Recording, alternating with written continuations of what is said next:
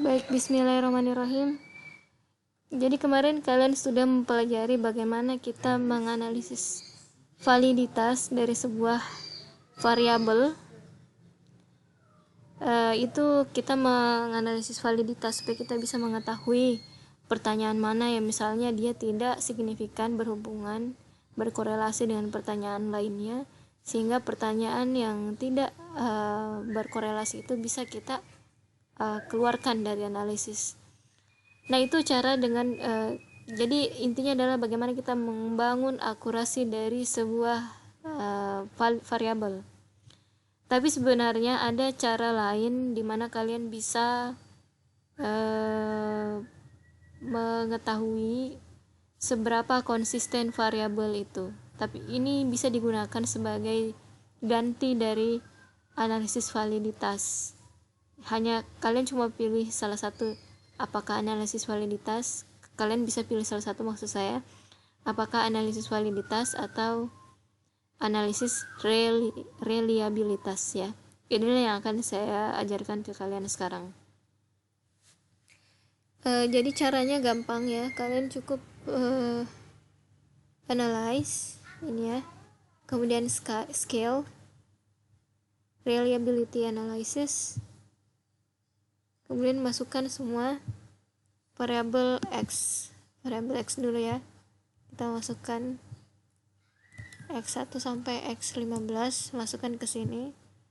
Kemudian kita beri nama dia komunikasi pemasaran terpadu. Ini sebenarnya cara yang lebih gampang.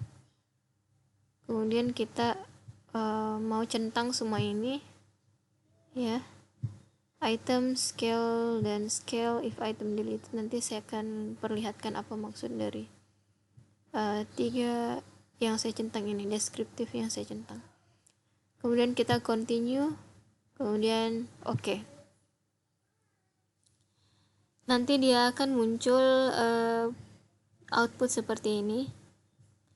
Jadi kita lihat di sini ada case-nya itu ada 130 atau ada 130 responden dan tidak ada yang dikecualikan, totalnya 130. Nah, ini yang penting sekali, nilai Cronbach alpha-nya adalah 0,925 dan dari total 15 pertanyaan yang diuji reliabilitasnya. Jadi Cronbach alpha ini menunjukkan konsistensi dari pertanyaan-pertanyaan ini. Kalau dia di sini misalnya nilainya ya, kalau nilainya 0,925 itu mendekati 1 ya, berarti dia sangat reliable ya. Cronbach alpha semakin tinggi berarti semakin reliable, semakin diketahui bahwa dia konsisten. Dia mengukur hal yang memang mengukur komunikasi pemasaran terpadu. Nah, kalau dia misalnya di sini 0,5, jadi batas paling bawahnya itu adalah 0,5. Kalau 0,5 berarti dia tidak reliable, tidak cukup reliable. Dan kalau di bawah 0,5 berarti dia sudah tidak reliable. Nah, kita lihat di sini. Dari sini khususnya ini kalian bisa lihat Cronbach alpha if item deleted. Berapakah nilai Cronbach alpha-nya apabila pertanyaan ini dihapus? Nah, biasanya kalau kalian baru mulai meneliti, biasakan penelitian kalian masih mau masih coba-coba seperti itu ya. Kadang-kadang di sini ada Cronbach alpha yang misalnya dia dihapus ya, Cronbach alpha-nya itu akan semakin tinggi. Nah, kalau misalnya ada yang seperti itu berarti kalian menghapus pertanyaan itu. Tapi dalam kasus penelitian Fitriana Abdullah ini karena dia sudah meneliti tahap akhir, jadi kita lihat di sini Cronbach alpha-nya hampir rata semuanya karena memang Cronbach alpha-nya sangat tinggi. Kadang di sini ada yang misalnya ya, pertanyaan 1924 kalau dia dihapus. Terus kalau pertanyaan nomor 2 misalnya dia 0,7 ya. Berarti kalian jangan hapus Jangan hapus pertanyaannya ini. Kalau misalnya di sini 0,7, karena Cronbach alpanya menjadi rendah kalau dia dihapus.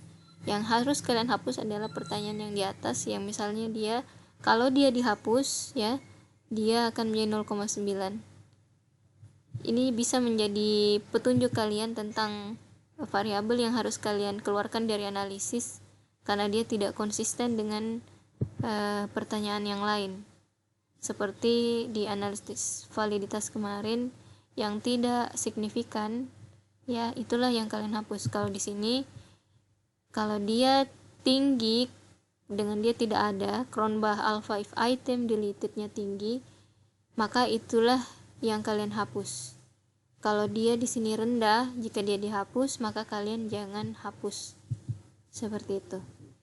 Untuk itu analisis reliabilitas sebenarnya lebih mudah digunakan,